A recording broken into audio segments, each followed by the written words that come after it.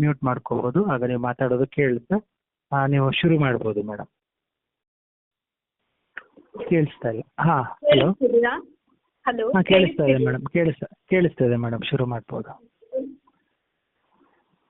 ಎಲ್ರಿಗೂ ನಮಸ್ಕಾರ. ನನ್ನ ಹೆಸರು ರಕ್ಷಿತಾ ಅಂತ. ನಾನು ಡಾಕ್ಟರ್ ಎ ವಿ ಬಾಳಿಗ ಸ್ಮಾರಕ ಆಸ್ಪತ್ರೆಯಲ್ಲಿ ಆಪ್ತ ಸಮಾಲೋಚಕಿಯಾಗಿ ಕೆಲಸ ನಿರ್ವಹಿಸುತ್ತಿದ್ದೇನೆ. ಇಂದು ಫೋನ್ ಇನ್ ಪ್ರೋಗ್ರಾಂನ 17ನೇ ಸಂಚಿಕೆಯಲ್ಲಿ ನಾವೀಗ ಇದ್ದೇವೆ. ಈಗಾಗಲೇ 16 ಸಂಚಿಕೆಗಳು ಮುಗಿದು ಹೋಗಿವೆ. ಈಗ ನಾವು 17ನೇ ಫೋನ್ ಇನ್ ಪ್ರೋಗ್ರಾಂನಲ್ಲಿ ಇದ್ದೇವೆ. ನಿಮಗೆ ತಿಳಿದಿರುವ ಹಾಗೆ ಪ್ರತಿ ಗುರುವಾರ ಸಂಜೆ 7 ಗಂಟೆಗೆ ಸರಿಯಾಗಿ ಈ ಫೋನ್ ಇನ್ ಪ್ರೋಗ್ರಾಂ ನಡೀತದೆ. ನಮ್ಮ ಆಸ್ಪತ್ರೆಯ ಮನೋವೈದ್ಯರು, ಮನಃಶಾಸ್ತ್ರಜ್ಞರು, ಆಪ್ತ ಸಮಾಲೋಚಕರು ಸಂಪನ್ಮೂಲ ವ್ಯಕ್ತಿಯಾಗಿ ಭಾಗವಹಿಸುತ್ತಾರೆ. ಈ ಕಾರ್ಯಕ್ರಮದಲ್ಲಿ ನಾವು ಮದ್ಯಪಾನದ ವಿಷಯದ ಕುರಿತಾಗಿ, ಅಂದರೆ ಮದ್ಯಪಾನದಿಂದಾಗುವ ದೈಹಿಕ ಸಮಸ್ಯೆಗಳಾಗಿರ್ಬೋದು ಅಥವಾ ಮಾನಸಿಕ ಸಮಸ್ಯೆಗಳಾಗಿರ್ಬೋದು, ಹಾಗೆಯೇ ಮದ್ಯಪಾನದಿಂದ ಮಕ್ಕಳಿಗೆ ಏನೆಲ್ಲ ಸಮಸ್ಯೆ ಆಗ್ತದೆ, ಮಕ್ಕಳ ದೈಹಿಕ ಮತ್ತು ಮಾನಸಿಕ ಸಮಸ್ಯೆಗಳು ಏನೆಲ್ಲ ಆಗ್ತವೆ, ಹಾಗೆಯೇ ಮದ್ಯಪಾನದ ತಪ್ಪು ನಂಬಿಕೆಗಳು ಏನೆಲ್ಲ ಇದೆ, ಕುಡಿತದ ಆಸೆಯ ನಿರ್ವಹಣೆ ಹೇಗೆ, ಕುಡಿತಕ್ಕೆ ಮತ್ತೆ ಮರುಕಳಿಸದ ಹಾಗೆ ಹೇಗೆ ನೋಡಿಕೊಳ್ಳುವುದು, ಈ ಎಲ್ಲ ವಿಷಯದ ಬಗ್ಗೆ ನಾವು ಈ ಫೋನ್ ಇನ್ ಕಾರ್ಯಕ್ರಮದಲ್ಲಿ ಮಾತನಾಡುತ್ತಾ ಇದ್ದೇವೆ. ಇವತ್ತು ನಾನು ಮಾತನಾಡಲಿಕ್ಕಿರುವ ವಿಷಯ ಏನೆಂದರೆ, ಮದ್ಯಪಾನವು ಸಾಮಾಜಿಕವಾಗಿ ಮತ್ತು ಆರ್ಥಿಕವಾಗಿ ಹೇಗೆ ತೊಂದರೆಯನ್ನು ಉಂಟು ಮಾಡ್ತದೆ ಎಂದು. ಈಗ ನಮಗೆ ಗೊತ್ತಿರುವ ಹಾಗೆ ಮದ್ಯಪಾನದಿಂದ ಏನೆಲ್ಲ ತೊಂದರೆ ಆಗ್ತದೆ ಎಂದು ಕೇಳಿದಾಗ ತಕ್ಷಣವೇ ನಮ್ಮ ತಲೆಗೆ ಬರುವಂಥದ್ದು ಲಿವರ್ ಸಮಸ್ಯೆ ಆಗ್ತದೆ ಎಂದು. ಹೆಚ್ಚಾಗಿ ನಾವೀಗ ಆಸ್ಪತ್ರೆಯಲ್ಲಿ ರೋಗಿಗಳಲ್ಲಿ ಮದ್ಯಪಾನಕ್ಕೆ ಒಳಗಾದ್ರೆ ಏನ್ ತೊಂದರೆ ಆಗ್ತದೆ ಎಂದು ಕೇಳಿದ್ರೆ ಅವ್ರು ಫಸ್ಟ್ ಹೇಳುವಂಥದ್ದು ಲಿವರ್ ಸಮಸ್ಯೆ ಆಗ್ತದೆ ಎಂದು. ಆದ್ರೆ ನಾವು ಎಲ್ಲವೂ ತಿಳಿದುಕೊಳ್ಬೇಕು, ಮದ್ಯಪಾನದಿಂದ ನಮ್ಮ ದೇಹಕ್ಕೆ ನಮ್ಮ ತಲೆ ಕೂದಲಿನಿಂದ ಹಿಡಿದು ಕಾಲಿನ ಪಾದದವರೆಗೆ ಸುಮಾರು 220ಕ್ಕಿಂತ ಜಾಸ್ತಿ ಕಾಯಿಲೆ ಬರ್ತದೆ ಎಂದು ವಿಶ್ವ ಆರೋಗ್ಯ ಸಂಸ್ಥೆ ಹೇಳ್ತದೆ. ಹಾಗೇನೆ ಈ ಮದ್ಯಪಾನದ ದೈಹಿಕ ಮತ್ತು ಮಾನಸಿಕ ಸಮಸ್ಯೆ ಮಾತ್ರ ಅಲ್ಲ, ಸಾಮಾಜಿಕ ಮತ್ತು ಆರ್ಥಿಕ ಸಮಸ್ಯೆಗಳು ಏನೆಲ್ಲ ತೊಂದರೆಗಳು ಬರ್ತವೆ ಎಂದು ಎಲ್ರಿಗೂ ತಿಳಿದಿರ್ಬೇಕು. ಇದರ ಬಗ್ಗೆ ಮಾಹಿತಿ ತುಂಬಾನೇ ಕಡಿಮೆ ಇದೆ. ಅದಕ್ಕೋಸ್ಕರ ನಾನು ಇವತ್ತು ಈ ವಿಷಯದ ಬಗ್ಗೆ ಮಾತನಾಡಲಿಕ್ಕಿದ್ದೇನೆ. ಮದ್ಯಪಾನಕ್ಕೆ ಯಾವುದೆಲ್ಲ ಸಾಮಾಜಿಕ ಮತ್ತು ಆರ್ಥಿಕವಾಗಿ ಸಮಸ್ಯೆಗಳು ಸಂಬಂಧಿಸಿವೆ ಅಂದ್ರೆ, ಒಂದು ಆಲ್ಕೋಹಾಲ್ ಸೇವನೆಯಿಂದ ಕೆಲಸದ ಮೇಲೆ ಕೂಡ ಪರಿಣಾಮ ಬೀರ್ಬೋದು. ಎರಡನೇದ್ದು ಆಲ್ಕೋಹಾಲ್ ಸೇವನೆಯಿಂದ ಕುಟುಂಬದ ಮೇಲೆ ಪರಿಣಾಮ ಬೀರ್ಬೋದು. ಮೂರನೇದ್ದು ಮದ್ಯಪಾನ ಮತ್ತು ಬಡತನ, ಇದರ ನಡುವಿನ ಸಂಬಂಧ, ಇವೆಲ್ಲವೂ ಸಾಮಾಜಿಕ ಮತ್ತು ಆರ್ಥಿಕ ಸಮಸ್ಯೆಗೆ ಕಾರಣ ಆಗ್ತದೆ. ನಾವು ನೋಡಿರ್ಬೋದು, ಪ್ರತಿದಿನ ಲಕ್ಷಾಂತರ ಭಾರತೀಯರು ಕೆಲಸ, ಚಟುವಟಿಕೆಗಳು, ಮನೆ ಕೆಲಸ ಸೇರಿದಂತೆ ಅನೇಕ ಜವಾಬ್ದಾರಿಗಳನ್ನು ಹೊತ್ಕೊಂಡು ಜೀವನವನ್ನು ಸಾಗಿಸ್ತಾ ಇರ್ತಾರೆ. ಈ ಒತ್ತಡವನ್ನು ನಿರ್ವಹಿಸುವ ನೆಪದಲ್ಲಿ ಅಥವಾ ದೀರ್ಘಕಾಲದ ವಿಶ್ರಾಂತಿಯನ್ನು ಪಡೆಯುವುದಕ್ಕೋಸ್ಕರ ಮುಂಚಿತವಾಗಿ ಸಂಜೆ ಸಮಯದಲ್ಲಿ ಕೆಲಸ ಮುಗಿದ ನಂತರ ಆಲ್ಕೋಹಾಲ್ ಅನ್ನು ಸೇವಿಸ್ತಾರೆ. ಹೀಗೆ ದಿನ ಹೋದಂತೆ ಸಂಜೆ ಕುಡಿತಾ ಇದ್ದವರು ಮಧ್ಯಾಹ್ನ ಕುಡಿಲಿಕ್ಕೆ ಪ್ರಾರಂಭಿಸ್ತಾರೆ. ಆನಂತರ ಬೆಳಗ್ಗಿನಿಂದಲೇ ಕುಡಿಲಿಕ್ಕೆ ಪ್ರಾರಂಭಿಸ್ತಾರೆ. ಮದ್ಯ ಇಲ್ಲದೆ ಕೆಲಸ ಮಾಡ್ಲಿಕ್ಕೆ ಸಾಧ್ಯ ಇಲ್ಲ ಎನ್ನುವ ಸ್ಥಿತಿಗೆ ಅವರು ತಲುಪಿ ಬಿಡ್ತಾರೆ. ಒಂದು ದಿವಸ ಅವರು ಮದ್ಯವನ್ನು ಸೇವಿಸದೇ ಇದ್ರೆ ಕುಡಿತದ ಹಿಂತೆಗೆತದ ಚಿಹ್ನೆಗಳು ಅವರಲ್ಲಿ ಕಾಣಿಸ್ಕೊಳ್ತದೆ. ಇದರಲ್ಲಿ ಮುಖ್ಯವಾಗಿ 2 ವಿಧಗಳಿವೆ. ಒಂದು ಸಣ್ಣ ಮಟ್ಟದ್ದು, ಮದ್ಯಪಾನ ಮಾಡುವವರು ಒಂದು ದಿವಸ ಮದ್ಯಪಾನವನ್ನು ಸೇವಿಸದೇ ಇದ್ದರೆ ಸುಸ್ತಾಗುವಂಥದ್ದು, ಕೈಕಾಲು ನಡುಗುವಂಥದ್ದು, ವಾಕರಿಕೆ ಬರುವಂಥದ್ದು, ನಿದ್ರಾಹೀನತೆ, ಇವೆಲ್ಲವೂ ಕೂಡ ಸಣ್ಣ ಮಟ್ಟದ ಹಿಂತೆಗೆತದ ಚಿಹ್ನೆಗಳು. ಇನ್ನು ದೊಡ್ಡ ಮಟ್ಟದ ಹಿಂತೆಗೆತದ ಚಿಹ್ನೆಗಳು ಯಾವುದಂತ ಹೇಳಿದ್ರೆ, ಮದ್ಯಪಾನವನ್ನು ಮಾಡ್ತಿದ್ದವರು ಸಡನ್ ಆಗಿ ಮದ್ಯವನ್ನು ಬಿಟ್ರೆ ಫೀಟ್ಸ್ ಬರುವಂಥದ್ದು. ಫೀಟ್ಸ್ ಅಂತ ಹೇಳಿದ್ರೆ ಚಿಕ್ಕ ಇರುವಾಗ ಬರುವ ಫೀಟ್ಸ್ ಅಲ್ಲ, ಇದು ಕುಡಿತ ಇದ್ದವರು ಕುಡಿತವನ್ನು ಬಿಟ್ಟಾಗ ಬರುವ ಫೀಟ್ಸ್ ಆಗಿದೆ. ಇದನ್ನು ನಾವು ರಮ್ ಫಿಟ್ಸ್ ಅಂತ ಹೇಳ್ತೇವೆ.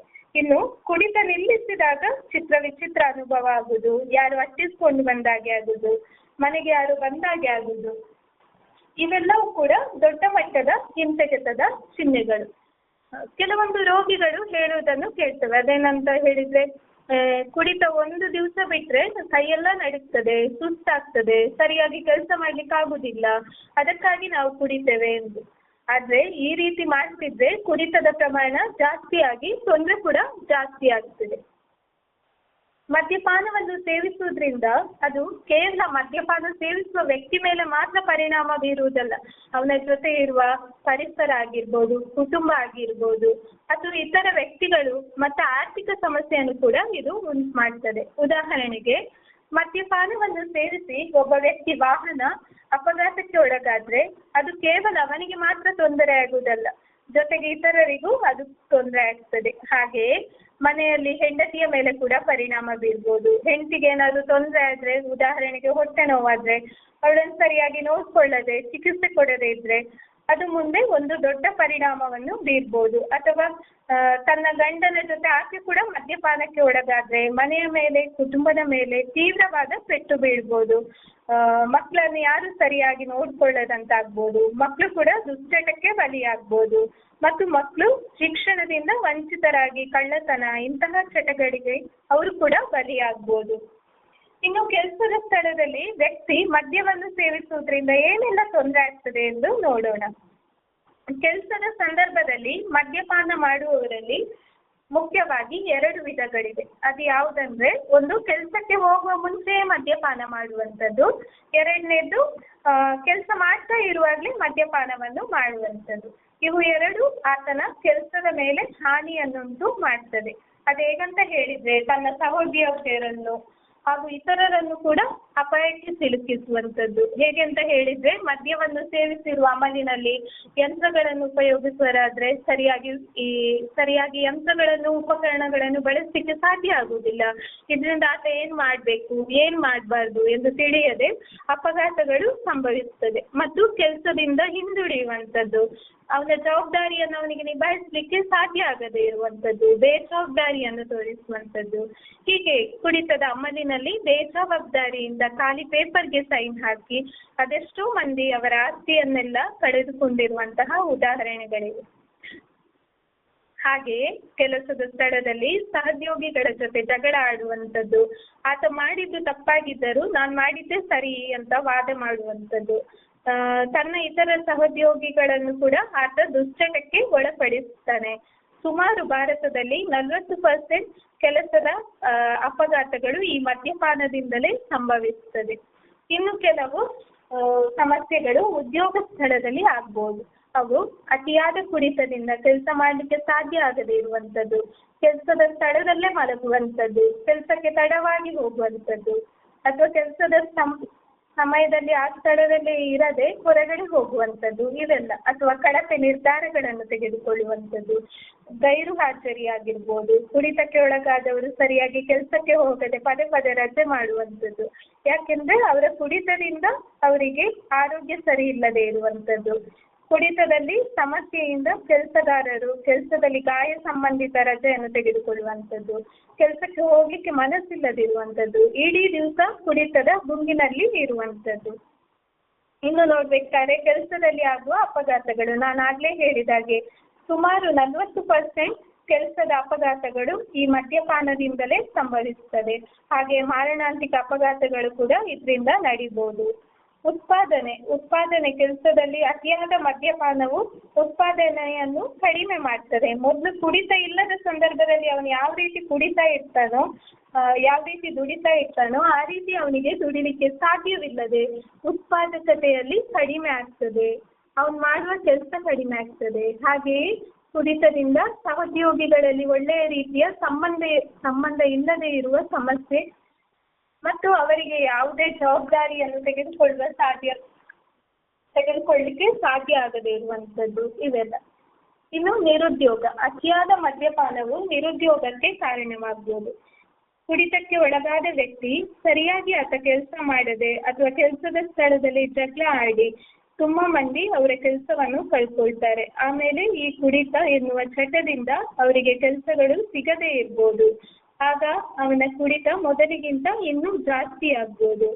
ಅವನಿಗೆ ಕೆಲಸದಲ್ಲಿ ಇನ್ಕ್ರಿಮೆಂಟ್ ಆಗುವುದಿಲ್ಲ, ಕುಡಿತದಿಂದ ಪ್ರಮೋಷನ್ ಸಿಗದೇ ಇರುವಂಥದ್ದು, ಹೀಗೆಲ್ಲ ತೊಂದರೆ ಆಗ್ತದೆ. ಕುಡಿತದ ಅಮಲಿನಲ್ಲಿ ಇತರರೊಂದಿಗೆ ಅಥವಾ ಮಹಿಳೆಯರೊಂದಿಗೆ ಅಸಭ್ಯವಾಗಿ ನಡ್ಕೊಳ್ಳುವಂಥದ್ದು, ಅಸಭ್ಯವಾಗಿ ಕಮೆಂಟ್ ಪಾಸ್ ಮಾಡುವಂಥದ್ದು, ಅವರ ಬಗ್ಗೆ ಕೆಟ್ಟ ಮೆಸೇಜ್ ಅನ್ನು ಬೇರೆಯವರಲ್ಲಿ ಹೇಳುವಂಥದ್ದು, ಸನ್ನೆ ಮಾಡುವಂಥದ್ದು, ಸಹೋದ್ಯೋಗಿಗಳನ್ನು ಕೂಡ ಲೈಂಗಿಕವಾಗಿ ಪ್ರಚೋದಿಸುವಂಥದ್ದು, ಕುಡಿತದಿಂದಾಗಿ ತನ್ನ ಕೆಲಸದ ಮೇಲಾಧಿಕಾರಿಗಳಾಗಿರ್ಬೋದು ಅಥವಾ ಸೂಪರ್ವೈಸರ್ಗಳಿಗೆ ಎದುರುತ್ತರ ಕೊಡುವಂಥದ್ದು, ಡಿಸಾಬಿಡಿಯೆಂಟ್ ಆಗಿರುವಂಥದ್ದು, ಗೌರವ ಕೊಡದೇ ಇರುವಂಥದ್ದು, ಅವರ ಬಗ್ಗೆ ಕೆಟ್ಟ ಕೆಟ್ಟ ವಿಷಯಗಳನ್ನು ಹೇಳುವಂಥದ್ದು, ಪದೇ ಪದೇ ಕೆಲಸಗಳನ್ನು ಚೇಂಜ್ ಮಾಡುವುದು, ಇತರರನ್ನು ದೂಷಿಸುವಂಥದ್ದು, ನನ್ನ ಮನೆಯವರು ಸರಿ ಇಲ್ಲ, ನನ್ನ ಜೊತೆ ಕೆಲಸ ಮಾಡುವವರು ಸರಿ ಇಲ್ಲ, ಅವರಿಗೆಲ್ಲ ಹೊಟ್ಟೆ ಕಿಚ್ಚು, ಹೀಗೆಲ್ಲ ಈ ರೀತಿಯಾಗಿ ಎಲ್ಲ ಮದ್ಯಪಾನದಿಂದ ಉದ್ಯೋಗ ಕ್ಷೇತ್ರದಲ್ಲಿ ತೊಂದರೆ ಆಗ್ತದೆ. ಇನ್ನು ಮುಂದೆ ನೋಡ್ಬೇಕಾದ್ರೆ ಆಲ್ಕೋಹಾಲ್ ಸೇವನೆಯಿಂದ ಕುಟುಂಬದ ಮೇಲೆ ಹೇಗೆಲ್ಲ ಪರಿಣಾಮ ಬೀರ್ತದೆ ಎಂದು ನೋಡೋಣ. ನಾನು ಆಗ್ಲೇ ಹೇಳಿದಾಗೆ ಕುಟುಂಬದಲ್ಲಿ ಒಬ್ಬ ವ್ಯಕ್ತಿ ಮದ್ಯಪಾನ ಮಾಡ್ತಿದ್ರೆ ಅದು ಕೇವಲ ಅವನ ಮೇಲೆ ಮಾತ್ರ ತೊಂದರೆ ಅಲ್ಲ, ಕುಟುಂಬದಲ್ಲಿರುವ ಮನೆಯಲ್ಲಿರುವ ಎಲ್ಲ ಸದಸ್ಯರ ಮೇಲೆ ಕೂಡ ಒಂದಲ್ಲ ಒಂದು ರೀತಿಯ ಸಮಸ್ಯೆಯನ್ನು ಅವರು ಕೂಡ ಅನುಭವಿಸ್ತಾರೆ. ಒಬ್ಬ ವ್ಯಕ್ತಿ ಪೋಷಕನಾಗಿ ಅಥವಾ ಗಂಡನಾಗಿ ಹೇಗೆ ಕಾರ್ಯನಿರ್ವಹಿಸ್ತಾನೆ ಮತ್ತು ಮನೆಯವರ ಕಾರ್ಯಚಟುವಟಿಕೆಯಲ್ಲಿ ಅವನು ಯಾವ ರೀತಿ ಕೊಡುಗೆ ನೀಡ್ತಾನೆ ಎಂಬುದನ್ನು ಈ ಕುಡಿತವು ದುರ್ಬಲಗೊಳಿಸುತ್ತದೆ. ಮದ್ಯಪಾನಕ್ಕೆ ಒಳಗಾದ ವ್ಯಕ್ತಿ ದಿನಾಲು ಕುಡಿದು ಬಂದು ಮನೆಯಲ್ಲಿ ಜಗಳ ಆಡುವಂಥದ್ದು, ಹೆಂಡತಿ ಮಕ್ಕಳಿಗೆ ಹೊಡೆಯುವಂಥದ್ದು, ಹೆಂಡತಿಯ ಮೇಲೆ ಸಂಶಯ ಪಡುವಂಥದ್ದು, ಮನೆಯ ವಸ್ತುಗಳನ್ನೆಲ್ಲ ಸಿಟ್ಟಿನಿಂದ ಪುಡಿ ಮಾಡುವಂಥದ್ದು, ಸರಿಯಾಗಿ ದುಡಿಯದೆ ಮನೆಯ ಜವಾಬ್ದಾರಿಯನ್ನು ನಿರ್ವಹಿಸದೇ ಇರುವಂಥದ್ದು, ಹೆಂಡತಿ ಮಕ್ಕಳಿಗೆ ಸರಿಯಾದ ಸಮಯವನ್ನು ನೀಡದೇ ಇರುವಂಥದ್ದು. ಒಬ್ಬ ವ್ಯಕ್ತಿ ಕುಡಿಯುವಾಗ ಅದು ಪ್ರಾಥಮಿಕವಾಗಿ ಅವನ ತಾಯಂದಿರು ಅಥವಾ ಹೆಂಡತಿ ಮೇಲೆ ಮಾತ್ರ ಪರಿಣಾಮ ಬೀರುವುದಲ್ಲ, ಮತ್ತೆ ಅವರ ಆದಾಯಕ್ಕೂ ಹೆಚ್ಚಿನ ಪೆಟ್ಟು ಬೀಳ್ತದೆ. ಇದರಿಂದ ಕುಟುಂಬ ಜೀವನದ ಮೇಲೆ ಇತರ ಕುಟುಂಬದ ಸದಸ್ಯರಿಗೆ ಆತಂಕ, ಭಯ ಮತ್ತು ಖಿನ್ನತೆಯಂತಹ ಮಾನಸಿಕ ಆರೋಗ್ಯ ಸಮಸ್ಯೆಗಳು ಬರುವ ಸಾಧ್ಯತೆ ಇರ್ತದೆ. ಕುಡಿತದಿಂದ ಮನೆಯ ಗೌರವ ಹೋಗಿ ಮನೆಯವರಿಗೆ ಅಥವಾ ಮಕ್ಕಳಿಗೆ ಹೊರಗೆ ಹೋಗ್ಲಿಕ್ಕೆ ನಾಚಿಕೆ ಆಗ್ತದೆ. ಮಕ್ಕಳ ಮೇಲೆ ಕೂಡ ತುಂಬಾ ಪರಿಣಾಮ ಬೀರ್ತದೆ. ಮಕ್ಕಳಿಗೆ ಆತಂಕ, ಭಯ, ಹೆದರಿಕೆ ಬೆಳಿಲಿಕ್ಕೆ ಕಷ್ಟ ಆಗ್ತದೆ. ಕುಡಿತದಿಂದ ನೆರೆಕರೆ ಮನೆಯವರ ಜೊತೆಗಿನ ಸಂಬಂಧ ಹಾಳಾಗ್ತದೆ. ಸಣ್ಣ ಪುಟ್ಟ ವಿಷಯಗಳಿಗೆ ಜಗಳ ಆಡುವಂಥದ್ದು. ಇನ್ನು ಕುಡಿತದಿಂದ ಅವನ ವ್ಯಕ್ತಿತ್ವದಲ್ಲಿ ನಾವು ಬದಲಾವಣೆಯನ್ನು ಕಾಣ್ತೇವೆ. ಅತಿಯಾದ ಸಾಲ ಮಾಡುವಂಥದ್ದು, ದೊಡ್ಡ ದೊಡ್ಡ ರಿಸ್ಕ್ಗಳನ್ನು ತೆಗೆದುಕೊಳ್ಳುವಂಥದ್ದು, ತನ್ನ ಕುಡಿತದಿಂದಾಗಿ ಆಗಿರುವ ಸಾಲಗಳನ್ನು ಮರೆಮಾಚಲಿಕ್ಕೆ ಇತರ ಮೂಲಗಳಿಂದ ಸಾಲವನ್ನು ತೆಗೆಯುವಂಥದ್ದು, ಕೆಲವೊಮ್ಮೆ ಅನಗತ್ಯ ಖರ್ಚುಗಳನ್ನು ಮಾಡುವುದರ ಮೂಲಕ ನನ್ನ ಕುಡಿತದಿಂದ ನನ್ನ ಕುಟುಂಬಕ್ಕೆ ಏನು ತೊಂದರೆ ಇಲ್ಲ ಎಂದು ಪ್ರೂವ್ ಮಾಡುವಂಥದ್ದು, ಸಾವಿಲಿಗಾಗಿ ನಾನು ಲಕ್ಸುರಿ ಲೈಫ್ ಕೊಡ್ತಿದ್ದೇನೆ ಎಂದು ಮಾಡುವಂಥದ್ದು, ಅನಗತ್ಯ ಖರ್ಚು ಮಾಡುವುದು, ಅನಗತ್ಯ ತಿಂಡಿ ತಿನಿಸು, ಮನೆಗೆ ಬೇಕಾದ ವಸ್ತುಗಳನ್ನು ತರುವುದು, ಮಕ್ಕಳಿಗೆ ಬಟ್ಟೆಗಳನ್ನು ಜಾಸ್ತಿಯಾಗಿ ತರುವುದು, ಇವೆಲ್ಲವೂ ನಾನು ಮದ್ಯಪಾನ ಮಾಡುವುದರಿಂದ ನನ್ನ ಕುಟುಂಬಕ್ಕೆ ಯಾವುದೇ ರೀತಿಯ ತೊಂದರೆಯನ್ನು ಮಾಡದೆ ಒಳ್ಳೆದಾಗಿ ನೋಡ್ಕೊಳ್ತಿದ್ದೇನೆ ಎಂದು ಪ್ರೂವ್ ಮಾಡ್ಲಿಕ್ಕೋಸ್ಕರ ಮಾಡುವಂಥದ್ದು. ಆದ್ರೆ ಅವನ ಜವಾಬ್ದಾರಿಯನ್ನು ಅವನು ಸರಿಯಾಗಿ ನಿಭಾಯಿಸುತ್ತಿರುವುದಿಲ್ಲ. ಕ್ರಮೇಣ ಏನಾಗ್ತದೆ ಅಂದ್ರೆ ನನ್ನ ಮನೆಯವರು ನನಗೆ ರೆಸ್ಪೆಕ್ಟ್ ಕೊಡುವುದಿಲ್ಲ ಎಂದು ನಿಲ್ಲಿಸುವ ಚಾನ್ಸಸ್ ಇರ್ತದೆ. ವ್ಯಕ್ತಿಯ ಕುಡಿತದಲ್ಲಿ ತೊಂದರೆ ಆದಾಗ ಮನೆಯವರು ಮೊದಲಿಗೆ ಆತ ಕುಡಿತ ಮಾಡಿರುವುದನ್ನು ಅಡಗಿಸ್ಲಿಕ್ಕೆ ಪ್ರಯತ್ನಿಸ್ತಾರೆ. ಈಗ ಆತ ಕೆಲಸಕ್ಕೆ ಕುಡಿತದಿಂದ ಹೋಗದಿದ್ರೆ ಅವನಿಗೆ ಮೈ ಹುಷಾರಿಲ್ಲ ಎಂದು ಸುಳ್ಳು ಹೇಳುವಂಥದ್ದು, ಕುಡಿತದಿಂದ ರಾತ್ರಿ ಇಡೀ ಅವನು ಗಲಾಟೆ ಮಾಡಿದ್ರೆ ಏಳದೇ ಇದ್ರೆ ಅವನು ಬಿದ್ದು ಗಾಯ ಆಗಿದೆ, ಅವನಿಗೆ ಕೆಲಸಕ್ಕೆ ಬರ್ಲಿಕ್ಕೆ ಸ್ವಲ್ಪ ದಿನದವರೆಗೆ ಬರ್ಲಿಕ್ಕೆ ಸಾಧ್ಯ ಆಗುದಿಲ್ಲ ಎಂದು ಸುಳ್ಳು ನೆಪಗಳನ್ನು ಹೇಳ್ತಾರೆ. ಮನೆಯವರೇ ಹೋಗಿ ಮೇಲಾಧಿಕಾರಿಗಳಲ್ಲಿ ಎಕ್ಸ್ಕ್ಯೂಸ್ ಅನ್ನು ಕೇಳ್ತಾರೆ. ಅವನು ಬೇಕಂತ ಈ ರೀತಿ ಎಲ್ಲ ಮಾಡ್ತಿಲ್ಲ, ಏನೋ ಟೆನ್ಷನ್ ನಿಂದ ಈ ರೀತಿ ಮಾಡ್ತಾನೆ ಎಂದು ಅವನ ಪರವಾಗಿ ಮಾತನಾಡ್ತಾ ಇರ್ತಾರೆ. ನಿಧಾನವಾಗಿ ಇದೊಂದು ತೀವ್ರ ಮಟ್ಟಕ್ಕೆ ಹೋದಾಗ ಮನೆಯವರಿಗೆ ನಾವು ಮುಂಚೆ ಮಾಡಿದ್ದು ತಪ್ಪು ಅನಿಸ್ತದೆ. ಆಗ ಕಾಲ ಮೀರಿ ಹೋಗಿರ್ತದೆ. ಇವೆಲ್ಲವೂ ಮದ್ಯಪಾನದಿಂದ ಕುಟುಂಬದ ಮೇಲಾಗುವ ತೊಂದರೆಗಳು. ಇನ್ನು ಕುಡಿತದಿಂದ ಆರ್ಥಿಕವಾಗಿ ಏನೆಲ್ಲ ತೊಂದರೆ ಆಗ್ತದೆ ಎಂದು ನೋಡೋಣ. ಕುಡಿತದ ಅಮಲಿನಲ್ಲಿ ಜೂಜಾಟ ಆಡಿ ಹಣವನ್ನು ಹಾಳು ಮಾಡುವಂಥದ್ದು, ಬೆಟ್ ಕಟ್ಟಿ ಆಡುವಂಥದ್ದು, ಮನೆಯವರ ಒಡವೆಗಳನ್ನೆಲ್ಲ ಅಡವಿಡುವಂಥದ್ದು, ಮನೆಯ ವಸ್ತುಗಳನ್ನೆಲ್ಲ ಮಾರುವುದು, ನಾನಾಗ ಹೇಳಿದಾಗೆ ಅತಿಯಾದ ಕುಡಿತದಿಂದ ಕೆಲಸ ಇಲ್ಲದೆ ಇರುವಂಥದ್ದು, ದುಡಿಯುವ ಹಣವನ್ನೆಲ್ಲ ಕುಡಿತಕ್ಕಾಗಿ ಬಳಸುವಂಥದ್ದು. ನಾವಿಲ್ಲಿ ರೋಗಿಗಳು ಹೇಳುವುದನ್ನು ಕೇಳ್ತೇವೆ, ದಿವಸಕ್ಕೆ ಅವರು 4 ಬಾಟಲ್ ಕುಡಿತಾರಂತಂದ್ರೆ ತಿಂಗಳಿಗೆ ಸುಮಾರು 120 ಬಾಟಲನ್ನು ಬಳಸುವಂಥದ್ದು. ಉದಾಹರಣೆಗೆ ಒಂದು ಬಾಟಲ್ಗೆ 100 ರೂಪಾಯಿ ಆದರೆ ತಿಂಗಳಿಗೆ ಸುಮಾರು 12,000 ರೂಪಾಯಿ ಈ ಕುಡಿತಕ್ಕಾಗಿ ಬಳಸುವಂಥದ್ದು. ಇವೆಲ್ಲ ಕೂಡ ಬಡತನಕ್ಕೆ ಕಾರಣ ಆಗ್ಬೋದು. ಅಥವಾ ಜೂಜಾಟ ಆಡುವಂಥದ್ದು, ಬೆಟ್ ಕಟ್ಟಿ ಹಣವನ್ನೆಲ್ಲ ಕಳ್ಕೊಳ್ಳುವಂಥದ್ದು, ಮತ್ತೆ ಅಟ್ಲೀಸ್ಟ್ ನಾನು ಕಳ್ಕೊಂಡದ್ದನ್ನಾದ್ರೂ ಕಳ್ಕೊಳ್ತೇನೆ ಅಂತ ಹೇಳಿ ಸಾಲ ಮಾಡಿ ಆಡುವಂಥದ್ದು, ಅದನ್ನು ಕಳ್ಕೊಳ್ಳುವಂಥದ್ದು. ಇದರಿಂದ ಹೊರಗೆ ಬರಲಿಕ್ಕೆ ಕಷ್ಟ. ಈಸಿ ವೇ ಅಲ್ಲಿ ಹಣ ಮಾಡಲಿಕ್ಕೆ ಸಾಧ್ಯ ಇಲ್ಲ. ಕಷ್ಟಪಟ್ಟರೆ ಮಾತ್ರ ನಾವು ಹಣವನ್ನು ಮಾಡ್ಬೋದು. ರೋಗಿಗಳಲ್ಲಿ ಒಂದು ತಪ್ಪು ಕಲ್ಪನೆ ಇದೆ. ಅದೇನಂತ ಹೇಳಿದ್ರೆ, ಕುಡಿತ ಮಾಡಿದ್ರೆ ಗಟ್ಸ್ ಬರ್ತದೆ, ಎಲ್ಲರೂ ನಂಗೆ ರೆಸ್ಪೆಕ್ಟ್ ಕೊಡ್ತಾರೆ. ಆದ್ರೆ ಕುಡಿತದಿಂದ ಅವನ ಜೊತೆ ಮುಂಚೆ ಇದ್ದ ಸ್ನೇಹ ಆಗಿರ್ಬೋದು, ಸಂಬಂಧಗಳು ದೂರ ಆಗ್ತದೆ.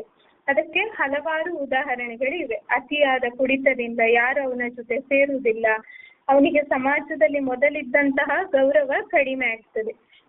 ಇದೆಲ್ಲ ಕುಡಿತದಿಂದ ಆರ್ಥಿಕವಾಗಿ ಏನೆಲ್ಲ ತೊಂದರೆ ಆಗ್ತದೆ ಎಂದು ನಾವು ನೋಡ್ಕೊಂಡ್ವಿ. ಇನ್ನು ಮುಂದೆ ನೋಡ್ಬೇಕಾದ್ರೆ ಕುಡಿತದಿಂದ ರಸ್ತೆ ಅಪಘಾತಗಳು. 45% ಅಪಘಾತಗಳು ಈ ಮದ್ಯವ್ಯಸನದಿಂದಲೇ ಸಂಭವಿಸುತ್ತದೆ. ಎಷ್ಟೋ ಬಾರಿ ಕುಡಿತದಿಂದ ಪಾದಚಾರಿಗಳಾಗಿರ್ಬೋದು, ಅಮಾಯಕರಾಗಿರ್ಬೋದು ಬಲಿಯಾಗುವುದನ್ನು ನಾವು ಕಾಣ್ತೇವೆ. ಒಬ್ಬರಿಂದ ಇನ್ನೊಬ್ಬ ಬಲಿಯಾಗುವಂಥದ್ದು ಇದು ಸಮಾಜಕ್ಕೆ ಪ್ರತ್ಯಕ್ಷವಾಗಿ ಅಲ್ಲದಿದ್ದು ಪರೋಕ್ಷವಾಗಿ ಆಗುವುದನ್ನು ಕಾಣ್ತೇವೆ. ನ್ಯಾಷನಲ್ ಕ್ರೈಮ್ ರೆಕಾರ್ಡ್ ಪ್ರಕಾರ ನಮ್ಮ ದೇಶದಲ್ಲಿ 45% ಅಪಘಾತಗಳು ಮದ್ಯವ್ಯಸನದಿಂದ ಆಗ್ತದೆ. ನೀವು ಒಮ್ಮೆ ಊಹಿಸಿ, ಆಗುವ ಅಪಘಾತದಲ್ಲಿ ಅರ್ಧದಷ್ಟು ಅಪಘಾತ ಮದ್ಯವ್ಯಸನದಿಂದ ಎಂದು. 100 ಜನ ರಸ್ತೆ ಅಪಘಾತದಿಂದ ಸಾಯುತ್ತಾರೆಂದರೆ ಅರ್ಧದಷ್ಟು ಜನ ಕುಡಿತದಿಂದ ಪ್ರತ್ಯಕ್ಷವಾಗಿ ಅಥವಾ ಪರೋಕ್ಷವಾಗಿ ವ್ಯಸನದಿಂದಲೇ ಅವರಿಗೆ ತೊಂದರೆ ಆಗುವಂಥದ್ದು. 6 ಜನ ಕಾಲೇಜ್ ಮಕ್ಕಳು ವಾಹನ ಚಲಾಯಿಸುವವರಾದ್ರೆ ಅದರಲ್ಲಿ ಒಬ್ಬ ವ್ಯಸನದಿಂದಲೇ ವಾಹನ ಚಲಾಯಿಸ್ತಾ ಇರ್ತಾನೆ. ನಾವೀಗ ಕುಡಿತದಿಂದ ಏನೆಲ್ಲ ಸಾಮಾಜಿಕವಾಗಿ, ಕುಟುಂಬದಲ್ಲಿ ಆರ್ಥಿಕವಾಗಿ ಏನೆಲ್ಲ ತೊಂದರೆ ಆಗ್ತದೆ ಎಂದು ನೋಡಿದ್ವಿ. ಇನ್ನು ಪರಿಹಾರ ಕ್ರಮಗಳನ್ನು ನೋಡೋಣ. ಮೊದಲಿಗೆ ಹಣವನ್ನು ನಾವು ಯಾವ ರೀತಿ ನಿರ್ವಹಣೆ ಮಾಡ್ಬೋದು ಎಂದು ನೋಡೋಣ. ಹಣದಿಂದ ಸಂತೋಷವನ್ನು ತರಲಿಕ್ಕೆ ಸಾಧ್ಯ ಇಲ್ಲ, ಆದ್ರೆ ಹಣ ಇಲ್ಲದೆ ನೆಮ್ಮದಿಯಾಗಿ ಬದುಕಲಿಕ್ಕೆ ಕೂಡ ಸಾಧ್ಯ ಇಲ್ಲ. ಎಲ್ಲ ಮದ್ಯವ್ಯಸನಿಗಳ ಜೀವನದಲ್ಲಿ ಪರಿಣಾಮವನ್ನು ಬೀರುವ ಒಂದು ಕ್ಷೇತ್ರ ಅಂದ್ರೆ ಅದು ಹಣಕಾಸು. ದಿನನಿತ್ಯದ ಅಗತ್ಯತೆಗಳನ್ನು ಪೂರೈಸಲಿಕ್ಕೆ ಸಾಧ್ಯ ಆಗದಿದ್ದಾಗ, ಹಣ ಇಲ್ಲದಿರುವಾಗ ಸಾಲಗಳನ್ನು ಮಾಡಿ ನಮ್ಮನ್ನು ಅದು ಕುಡಿಯುವ ಸ್ಥಿತಿಯೇ ಕರೆದೊಯ್ಯುತ್ತದೆ. ಆದ್ರಿಂದ ನಾವು ಹಣಕಾಸನ್ನು ನಿರ್ವಹಣೆ ಮಾಡಬೇಕು. ನಾನೊಂದು ಉದಾಹರಣೆಯನ್ನು ಒಂದು ಕಥೆಯ ಮೂಲಕ ಹೇಳ್ತೇನೆ. ಒಂದು ವಸಂತ ಕಾಲದಲ್ಲಿ ಮಿಡತೆ ಕುಣಿಯುತ್ತಾ, ಹಾಡುತ್ತಾ, ವಿಶ್ರಾಂತಿ ಪಡಿತಾ ಇರ್ತದೆ. ಆ ಸಮಯದಲ್ಲಿ ಮಿಡತೆ ಇರುವೆಗಳು ಕೆಲಸದಲ್ಲಿ ಬ್ಯುಸಿಯಾಗಿರುವುದನ್ನು ನೋಡಿ, ನೀವೇನ್ ಮಾಡ್ತಿದ್ದೀರಿ ಎಂದು ಇರುವೆಗಳಲ್ಲಿ ಕೇಳ್ತದೆ. ಆಗ ಇರುವೆ, ನಾವು ಚಳಿಗಾಲಕ್ಕಾಗಿ ಆಹಾರವನ್ನು ಶೇಖರಿಸಿಡುತ್ತಿದ್ದೇವೆ ಎಂದು ಇರುವೆಗಳು ಮಿಡತೆಗೆ ಹೇಳಿತು. ಆಗ ಮಿಡತೆ ಹೇಳಿತು, ಈಗ ಬೇಕಾದಷ್ಟು ಆಹಾರ ಇದೆ, ನೀವು ಮತ್ತೆ ಉಳಿಸ್ಬೋದು ಎಂದಿತು. ಆಗ ಒಂದು ಇರುವೆ ಹೇಳಿತು, ಇನ್ನು ಮುಂದೆ ಬರುವ ಚಳಿಗಾಲವು ಶೀತ ಮತ್ತು ತುಂಬಾ ಸಮಯದವರೆಗೆ ಇರ್ತದೆ ಎಂದು. ಆಗ ಮಿಡತೆ, ನೀವೆಲ್ಲ ಮೂರ್ಖರು ಎಂದು ಅಲ್ಲಿಂದ ಹೊರಟು ಹೋಯಿತು. ನಿಧಾನವಾಗಿ ಚಳಿಗಾಲವು ಪ್ರಾರಂಭವಾಯಿತು. ಸಮಯ ಕಳೆದಂತೆ ಮಿಡತೆಗೆ ತಿನ್ನಲು ಏನು ಆಹಾರ ಸಿಗಲಿಲ್ಲ. ಮಿಡತೆಗೆ ಇರುವೆಯನ್ನು ಭೇಟಿ ಮಾಡಿ ಈ ರೀತಿಯಾಗಿ ಹೇಳಿತು, ಇದು ಅಸಹ್ಯವಾದ ಚಳಿಗಾಲ ಎಂದು. ಆಗ ಇರುವೆ ಹೇಳಿತು, ನಿನಗೆ ಕೂಡ ಈಗ ಹಸಿದಿರಬೇಕು ಎಂದು. ನಾನು ಅವತ್ತು ಶೇಖರಿಸಿಟ್ಟ ಆಹಾರ ನಮಗೆ ಈಗ ಸಾಕಾಗುತ್ತದೆ. ಆಗ ಮಿಡತೆ ಅದರ ಬೇಜವಾಬ್ದಾರಿಗೆ ಪಶ್ಚಾತ್ತಾಪ ಪಟ್ಟಿತು. ಆಮೇಲೆಯಿಂದ ಅದು ಕೂಡ ನಾನೇನಾದ್ರೂ ಉಳಿಸ್ಬೇಕು ಎಂದು ಯೋಚಿಸಿತು. ಮದ್ಯವ್ಯಸನಕ್ಕೆ ಒಳಗಾದವರು ತುಂಬಾ ಮಂದಿ ಈ ಮಿಡತೆಯಂತೆ ನಾಳೆಯ ಬಗ್ಗೆ ಅವರು ಯೋಚನೆ ಮಾಡದೆ ಬದುಕ್ತಾರೆ. ನಾವು ಕೂಡ ಇರುವೆಯಂತೆ ನಮ್ಮ ಖರ್ಚುಗಳನ್ನು ಯೋಚಿಸಿ ಭವಿಷ್ಯಕ್ಕಾಗಿ ಉಳಿಸಬೇಕಾಗಿದೆ. ಯಾವುದೇ ಯೋಜನೆಗೆ ಬದುಕುವುದು ನಮ್ಮನ್ನು ಯಾವುದೇ ಯೋಜನೆಗಳಿಲ್ಲದೆ ಬದುಕುವಂಥದ್ದು ನಮ್ಮನ್ನು ಇನ್ನಷ್ಟು ಸಮಸ್ಯೆಗಳಿಗೆ ಅದು ಕೊಂಡೊಯ್ಯುತ್ತದೆ. ಇನ್ನು ಹಣಕಾಸು ನಿರ್ವಹಣೆಗೆ ಯಾವ ರೀತಿಯ ಹಣಕಾಸನ್ನು ನಿರ್ವಹಣೆ ಮಾಡಬಹುದು ಅಂತ ನೋಡೋಣ. ಒಂದು ಸಿಗುವ ಆದಾಯದಲ್ಲಿ ಬದುಕುವಂಥದ್ದು. ಅಗತ್ಯಕ್ಕಿಂತ ಹೆಚ್ಚಿನ ಖರ್ಚುಗಳನ್ನು ಮಾಡೋದ್ರಿಂದ ಸಾಲಗಳು ಜಾಸ್ತಿ ಆಗ್ಬೋದು. ಅದರಿಂದ ಇತರರೊಂದಿಗೆ ಸಾಲ ಮಾಡದೆ ಅವನ ಸಾಮರ್ಥ್ಯದಲ್ಲಿ ಅವನು ದುಡಿಯುವುದರಿಂದ ಸಿಗುವ ಹಣವನ್ನು ಅರ್ಥಪೂರ್ಣವಾಗಿ ಖರ್ಚು ಮಾಡುವುದು ಮತ್ತು ಸಾಕಷ್ಟು ಉಳಿಸಲಿಕ್ಕೆ ಪ್ರಯತ್ನಿಸುವುದು. ಎರಡನೇದು ಬಜೆಟ್. ಕುಟುಂಬದಲ್ಲಿ ಆಗಿರ್ಬೋದು, ಮನೆಯವರ ಜೊತೆ ಚರ್ಚಿಸಿ, ಮನೆಯ ಹಿರಿಯವರ ಜೊತೆ ಚರ್ಚಿಸಿ ಬಜೆಟ್ ಅನ್ನು ತಯಾರಿಸುವಂಥದ್ದು. ಇದು ಅನವಶ್ಯಕವಾದ ಖರ್ಚುಗಳು ಆಗದಂತೆ ನೋಡ್ಕೊಳ್ತದೆ. ಸಾಲದ ಮರುಪಾವತಿಯನ್ನು ಯೋಜಿಸಲಿಕ್ಕೆ ಇದು ಸಹಾಯ ಮಾಡ್ತದೆ. ಯಾವುದು ಕೂಡ ವ್ಯರ್ಥ ಆಗದಂತೆ ನೋಡ್ಕೊಳ್ಳಿಕ್ಕೆ ಉತ್ತಮ ಮಾರ್ಗ ಎಂದರೆ ತಿಂಗಳ ಆರಂಭದಲ್ಲಿ ನಮಗೆ ಯಾವುದೆಲ್ಲ ಅವಶ್ಯಕತೆಗಳಿವೆ ಅದಕ್ಕಾಗಿ ಖರ್ಚು ಮಾಡುವುದು. ಉದಾಹರಣೆ, ತಿಂಗಳಿಗೆ ಹಾಲಿಗಾಗಿ, ಮನೆ ಬಾಡಿಗೆಗಾಗಿ, ಮಕ್ಕಳ ಶೈಕ್ಷಣಿಕ ವೆಚ್ಚಕ್ಕಾಗಿ ಪಾವತಿಸುವುದು, ಸಾಲದ ಮರುಪಾವತಿ ಅಥವಾ ಉಳಿತಾಯ ಖಾತೆಗಳಿಗೆ ಪಾವತಿಸುವಂಥದ್ದು. ಹೀಗೆ ಬಜೆಟ್ ಅನ್ನು ನಾವು ಮಾಡಬೇಕು. ಇನ್ನು ಮೂರನೇದು ಅನಗತ್ಯ ಖರ್ಚನ್ನು ತಪ್ಪಿಸುವಂಥದ್ದು. ನಾವು ಖರ್ಚು ಮಾಡುವ ಮೊದಲು ಅಥವಾ ಏನಾದರೂ ತೆಗೆದುಕೊಳ್ಳುವ ಮೊದಲು ಇದು ನನಗೆ ಇಂಪಾರ್ಟೆಂಟ್ ಇದೆಯಾ, ಎಷ್ಟು ಅವಶ್ಯಕವಾಗಿದೆ, ನಾನೀಗ ಈ ವಸ್ತುವಿಗೆ ಖರ್ಚು ಮಾಡುವುದನ್ನು ನಿಲ್ಲಿಸಬಹುದಾ ಎಂದು ನಮ್ಮನ್ನು ನಾವು ಕೇಳಿಕೊಳ್ಬೇಕು. ಕೆಲವೊಂದು ವಸ್ತುಗಳಿಗೆ ನಾವು ಖರ್ಚು ಮಾಡುವುದನ್ನು ಮುಂದೂಡಬಹುದು ಮತ್ತು ತಪ್ಪಿಸಬಹುದು. ಉದಾಹರಣೆ, ಬೇಸರವನ್ನು ಹೋಗಲಾಡಿಸಲಿಕ್ಕೆ ಟಿವಿ ಅಥವಾ DVD ಪ್ಲೇಯರ್ ಇಂತಹ ದುಬಾರಿ ವೆಚ್ಚದ ವಸ್ತುಗಳನ್ನು ಖರೀದಿಸುವಂಥದ್ದು. ದೇವರಿಗೆ ನಮ್ಮ ಭಕ್ತಿ ಅಥವಾ ಕೃತಜ್ಞತೆಯನ್ನು ತೀರಿಸಲಿಕ್ಕೆ ತೀರ್ಥಯಾತ್ರೆಯನ್ನು ಮಾಡುವಂಥದ್ದು. ಇದೊಂದು ಭಾವನಾತ್ಮಕ ವಿಚಾರ ಆಗಿದೆ, ಆದರೆ ಇದು ಕೂಡ ಆರ್ಥಿಕ ಸ್ಥಿತಿಯ ಮೇಲೆ ಒತ್ತಡವನ್ನು ತರ್ತದೆ. ಸಾಧ್ಯವಾದರೆ ಇದನ್ನು ನಾವು ತಪ್ಪಿಸಬಹುದು. ಸಾಧ್ಯವಾಗದಿದ್ರೆ ಖರ್ಚು ಮಾಡುವ ಮೊತ್ತವನ್ನು ಕಡಿಮೆ ಮಾಡಬೇಕು. ಇನ್ನು ಸಂಸಾರಕ್ಕಾಗಿ ನಾನು ಏನಾದರೂ ಮಾಡಬೇಕೆಂದು ಮಕ್ಕಳಿಗೆ ಬೆಲೆಬಾಳುವ ಬಟ್ಟೆಗಳನ್ನು ತರುವಂಥದ್ದು, ಆಗಾಗ ಹೊರಗಡೆ ಹೋಗಿ ತಿನ್ನುವುದು, ಇದನ್ನು ತಪ್ಪಿಸಬೇಕು ಅಥವಾ ಕಡಿಮೆ ಮಾಡಬೇಕು. ಬೇಗ ನನಗೆ ಹಣ ಮಾಡಬೇಕೆಂತ ಹೇಳಿ ಲಾಟರಿ ಟಿಕೆಟ್ಗಳನ್ನೆಲ್ಲ ತಗೊಳ್ಳುವಂಥದ್ದು, ಇದನ್ನೆಲ್ಲ ನಾವು ತಪ್ಪಿಸಬೇಕು. ಹೆಚ್ಚಿನ ಬಡ್ಡಿಯನ್ನು ನಾವು ಕೊಡುತ್ತೇವೆ ಎಂದು ಕೆಲವು ಹಣಕಾಸು ಕಂಪನಿಗಳು, ಚಿಟ್ ಫಂಡ್ಗಳಲ್ಲಿ ನಾವು ಎಂದಿಗೂ ಹೂಡಿಕೆ ಮಾಡಬಾರ್ದು. ಯಾಕಂತ ಹೇಳಿದ್ರೆ ನಾವು ಹೂಡಿಕೆ ಮಾಡಿದ ಸಂಪೂರ್ಣ ಹಣವನ್ನು ಕಳ್ಕೊಳ್ಳುವ ಸಾಧ್ಯತೆ ಇರ್ತದೆ. ಇನ್ನು ಕ್ರೆಡಿಟ್ ಕಾರ್ಡ್ಗಳ ಬಳಕೆಯನ್ನು ತಪ್ಪಿಸುವಂಥದ್ದು. ಕ್ರೆಡಿಟ್ ಕಾರ್ಡ್ ನಮ್ಮ ಕೈಯಲ್ಲಿದ್ದರೆ ನಮಗೆ ನಿಜವಾಗಿಯೂ ಅಗತ್ಯವಿಲ್ಲದ ವಸ್ತುಗಳನ್ನು ನಾವು ಖರೀದಿಸ್ತೇವೆ. ಈ ಅಭ್ಯಾಸವನ್ನು ತಪ್ಪಿಸಲಿಕ್ಕೆ ಹಣವನ್ನು ಕೊಟ್ಟು ಖರೀದಿಸಬೇಕು ಮತ್ತು ಕನಿಷ್ಠ ಪ್ರಮಾಣದ ಹಣವನ್ನು ಮಾತ್ರ ನಾವು ಕೊಂಡೊಯ್ಯಬೇಕು.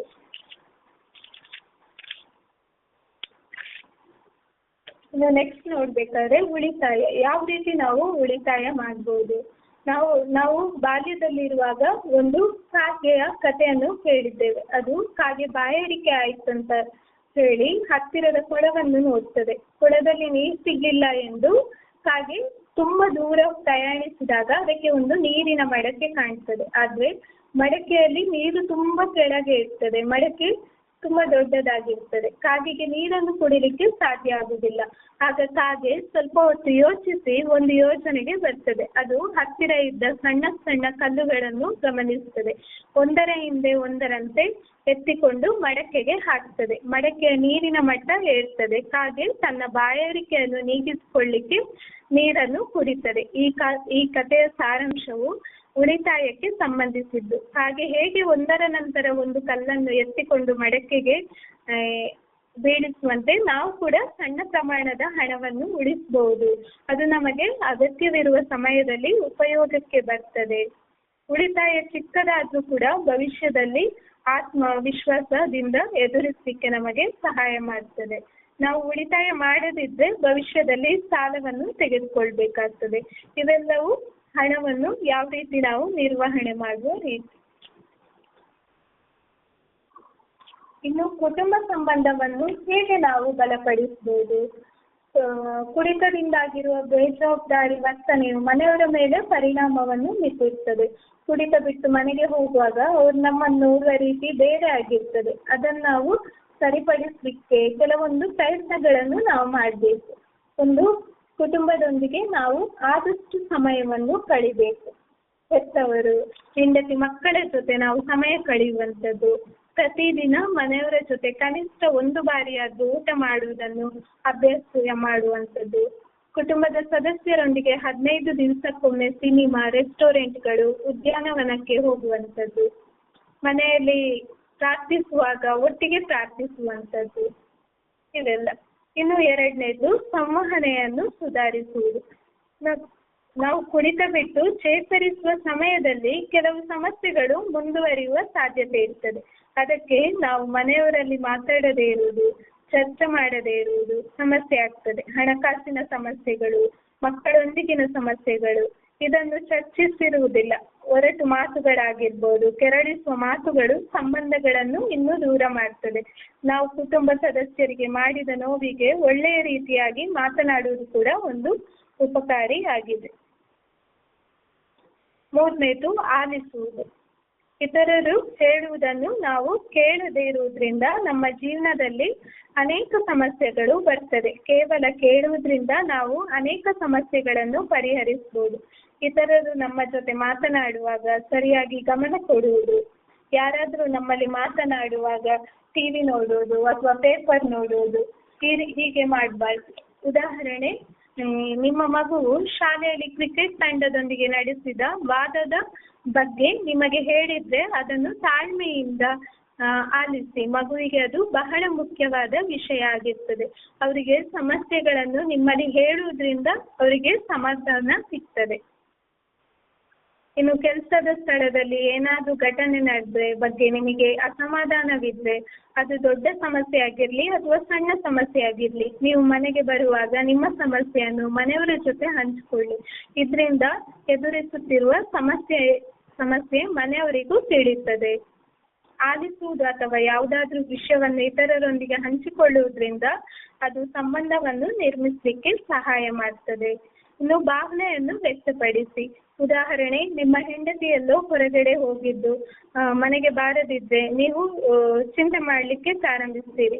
ನಿಮಗೆ ಅವಳಿಗೆ ಏನಾದರೂ ತೊಂದರೆ ಆಗಿರ್ಬೋದು ಎನ್ನುವ ಚಿಂತೆ. ಅವಳು ಮನೆಗೆ ಬಂದಾಗ ನಿಮಗೆ ಸಮಾಧಾನ ಆಗ್ಬೋದು. ಆದ್ರೆ ಈ ಭಾವನೆಯನ್ನು ವ್ಯಕ್ತಪಡಿಸದೆ ಅವಳಿಗೆ ಕುಟುಂಬದ ಬಗ್ಗೆ ಕಾಳಜಿ ಇಲ್ಲ ಎಂದು ಬೈದ್ರೆ ಇದು ಇನ್ನೂ ತೊಂದರೆಯನ್ನು ಜಾಸ್ತಿ ಮಾಡ್ತದೆ. ನೀವು ಭಾವನೆಯನ್ನು ವ್ಯಕ್ತಪಡಿಸಿದ್ರೆ ಅವಳ ಬಗ್ಗೆ ಇರುವ ಕಾಳಜಿಯನ್ನು ಅವಳು ಅರ್ಥ ಮಾಡಿಕೊಳ್ತಾ ಇದ್ಲು. ಕಾಳಜಿಯನ್ನು ಮುಕ್ತವಾಗಿ ಹೇಳ್ಕೊಳ್ಳಿ.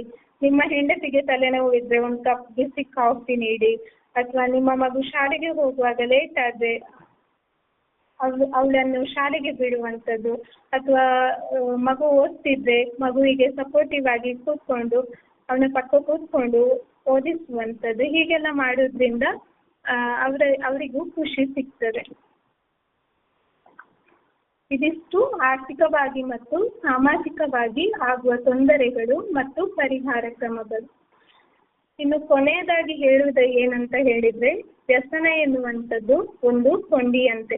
ಎಲ್ಲವೂ ಒಂದೊಂದರಂತೆ ಕನೆಕ್ಟ್ ಆಗಿರ್ತದೆ. ಭಾವನಾತ್ಮಕ ಭಾವನೆಗಳು, ನಮ್ಮ ಸಂಬಂಧಗಳು, ಗಂಡ ಹೆಂಡತಿ ಸಂಬಂಧ, ಪೋಷಕರೊಂದಿಗಿನ ಸಂಬಂಧ, ಮಕ್ಕಳೊಂದಿಗಿನ ಸಂಬಂಧ, ನಮ್ಮ ವೃತ್ತಿ, ಯಾವುದೇ ಪ್ರೊಫೆಷನ್ ಆಗಿರ್ಬೋದು, ಬಿಸ್ನೆಸ್ ಆಗಿರ್ಬೋದು, ಆರೋಗ್ಯ, ಎಲ್ಲವೂ ಒಂದಕ್ಕಿಂತ ಒಂದು ಕನೆಕ್ಟೆಡ್ ಆಗಿರ್ತದೆ. ಇವತ್ತು ಸಮಾಜದಲ್ಲಿ ಆಗ್ತಿರುವ 80% ಯಾವುದೇ ಅವಘಡಗಳನ್ನು ತೆಗೆದುಕೊಂಡ್ರೆ ಅದರ ಹಿಂದೆ ಅಮಲು ಪದಾರ್ಥ ಇರ್ತದೆ. ಮತ್ತೆ ಸಮಾಜದಲ್ಲಿ ನಡೆಯುವ ಅಹಿತಕರ ಘಟನೆಗಳ ಹಿಂದೆ ಅಮಲು ಪದಾರ್ಥ ಇರ್ತದೆ. ಉದಾಹರಣೆ, ನೀರಿನಲ್ಲಿ ಮುಳುಗಿ ಸಾಯುವಂಥದ್ದು, ಆತ್ಮಹತ್ಯೆ ಆಗಿರ್ಬೋದು, ಅತ್ಯಾಚಾರ, ಕೊಲೆ, ಇದೆಲ್ಲದರ ಹಿಂದೆ ಅಮಲು ಪದಾರ್ಥಗಳ ಸೇವನೆ ಇರ್ತದೆ. ಇದರ ಅರ್ಥ ವ್ಯಸನ ಎನ್ನುವಂಥದ್ದು ಯಾರಿಗೂ ಸ್ನೇಹಿತನಲ್ಲ. ದೇಶದಲ್ಲಿ 80% ಅಷ್ಟು ಅಹಿತಕರ ಘಟನೆಗಳು ಈ ವ್ಯಸನದಿಂದಲೇ ಆಗ್ತದೆ. ವ್ಯಸನ ಮುಕ್ತರಾಗಿ ನೆಮ್ಮದಿಯ ಜೀವನ ಸಾಗಿಸಿ ಎಂದು ಹೇಳ್ತಾ ಮುಗಿಸ್ತೇನೆ. ಧನ್ಯವಾದಗಳು ಮೇಡಮ್. ಕೇಳಿಸ್ತದೆ. ಓಕೆ ಮೇಡಮ್, ಧನ್ಯವಾದಗಳು.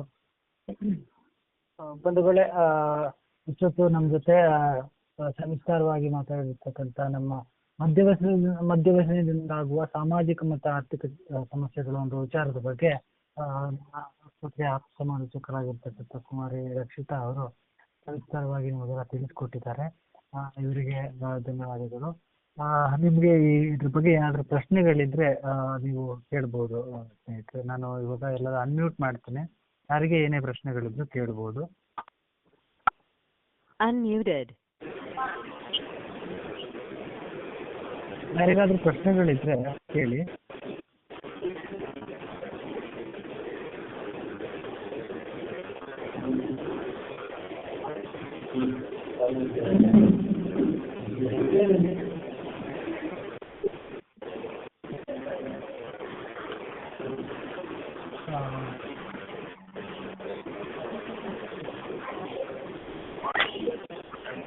ಪ್ರಶ್ನೆಗಳು ಬಂದಿಲ್ಲ.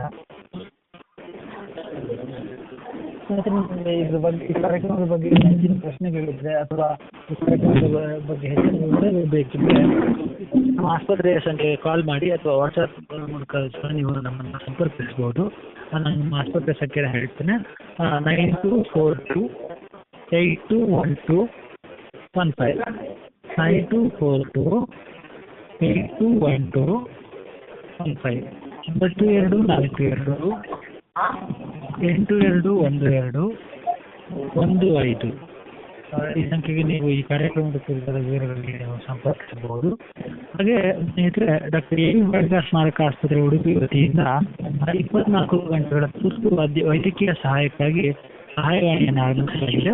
ಮದ್ಯ ಮತ್ತು ಮಾದಕ ದ್ರವ್ಯದ ಪರಿಣಾಮದಿಂದಾಗಿ ಪರಿಸ್ಥಿತಿ ಉಂಟಾದಲ್ಲಿ ಹಾಗೆಯೇ ಚಿಕಿತ್ಸೆ ಪಡೆಯುತ್ತಿರುವ ರೋಗಿಗಳಿಗೆ ಮಾತ್ರೆಗಳ ಬಗೆಗಿನ ಅನುಮಾನ, ಆತಂಕಗಳ ಪ್ರಶ್ನೆಗಳಿದ್ದಲ್ಲಿ ಅದೇ ಸಮಯದಲ್ಲಿ ನಮ್ಮನ್ನು ಸಂಪರ್ಕಿಸಬಹುದು.